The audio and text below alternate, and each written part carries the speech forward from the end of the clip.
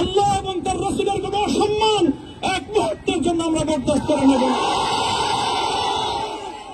আমরা আমাদের সর্বোচ্চ ত্যাগ এবং কোরবানি স্বীকার করতে প্রস্তুত রয়েছি, জীবন দিতে প্রস্তুত রয়েছি।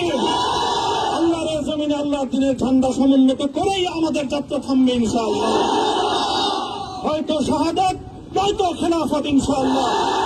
আল্লাহর জমিনে খেলাফত প্রতিষ্ঠার যে আওয়াজ আজ পৃথিবীর দিকে দিকে উচ্চারিত হচ্ছে, সে আওয়াজ বাংলার জমিনে খেলাফতের এই আন্দোলনকে চূড়ান্ত গন্তব্যে পৌঁছাবে ইনশাআল্লাহ।